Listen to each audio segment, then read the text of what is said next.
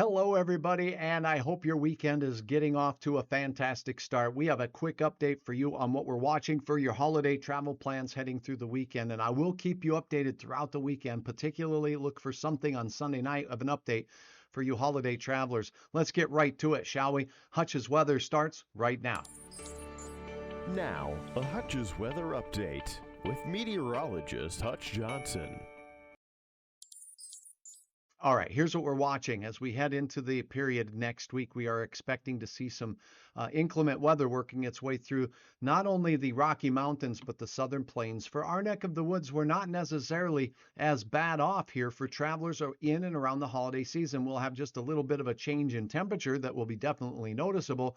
But let's go over the headlines for you and what we're expecting nationwide. And this is for travelers here and there. So let's get to it. First and foremost, I want to point out that some things are still uncertain with the forecast, particularly in the latter half of the holiday week after your Thanksgiving Day. Here's what you need to know. Monday and Tuesday, a storm will exit the Rocky Mountains into the southern plains and then head toward the Atlantic coast fairly quickly. I have an update from what the models say on that here momentarily. There will be a severe weather outbreak risk in the deep south. I'm talking from East Texas through the Gulf Coast states. This will generally be Monday night and again on Tuesday, possibly for some. And flakes will develop for some from the Great Lakes into the northeastern United States. That could impact some national air travel for deep south travelers and those heading to the East Coast.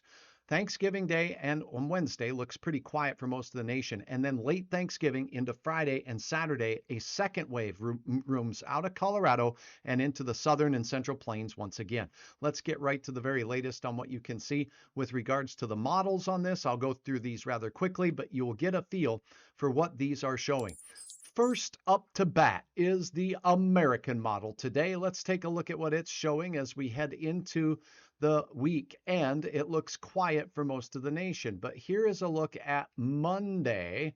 Monday, low pressure moves out of the Rockies, bringing a chance of showers of rain. And in the southern plains, we could see an outbreak of severe weather from Arkansas all the way down to Texas and Louisiana Monday night late. Tuesday could bring another round of severe weather for a few in the southeastern United States, Alabama and Georgia, out towards Tennessee and Kentucky, maybe even the Virginias as well. Now, as this storm exits towards the East Coast, it will bring a risk of snow. The time frame here is Tuesday. So Tuesday flakes in the Northeast, severe weather exiting, and then look at the big chunk of quiet across the nation's midsection. This carries us into your Wednesday. So Wednesday, things are quieting down for most until, well, we get through Thanksgiving Day. Here's Thanksgiving Day and the night thereof. We'll have snow spreading across Montana, Idaho, and down into Utah and Colorado for the second wave of potentially strong to severe weather. This could pack more of a wintry punch with more cold air in place, according to the American model in the Central Plains. The timing on this is Friday afternoon and evening. Travelers through places in Kansas and Nebraska and even Colorado through all parts of Wyoming could see some very windy snow that moves out into places like Iowa and Chicago late in the week on Friday. So this storm system on the American model looks pretty potent. Now, the European model has been different, but they do still have similar timings. Here is a look at the early week forecast. Travelers in the southern plains can expect an outbreak of potentially severe weather. This is Monday night, and then this is Tuesday. So both Monday and Tuesday, both models show severe weather in the southern plains. As the low exits to the East Coast, it could bring some snow to the northeastern United States, impacting travel there. Here's your big chunk of quiet, according to the European model. You see how both models are agreeing. So there's more confidence in this timeline and the areas impacted being the southern plains into the east coast of the United States. This is Thanksgiving Day. Pretty quiet until late. Then the European model is indeed showing snow spreading out of Wyoming, Nebraska, Kansas, and Colorado.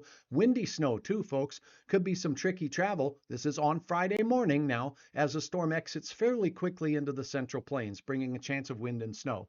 But the European model here, as we get into Friday night, doesn't show the impacts to be as widespread as the American model. There you have it. That is a look. And now a quick peek at that planning forecast for our weekend. A super Saturday for you is in order. order as we are expecting temperatures to rise and to shine in the 50s here Saturday and Sunday in Fargo. It'll be closer to 45 or so up north in places like Grand Forks and Points North.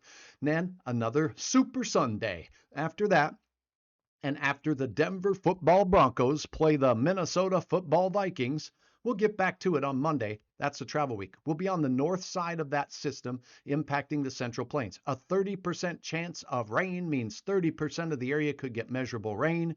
See how it mixes with a morning flake overnight and into Tuesday morning. That's it. Then we turn colder, heading towards your Thanksgiving Day celebrations. Our travels don't look to be as impacted here as our neighbors to the Rocky Mountains and the Deep South and the East Coast. I will keep you posted. Have a wonderful weekend, and we'll talk again very soon. Again, thanks for your subscriptions to Hutch's Weather on YouTube, and also following me here on Facebook.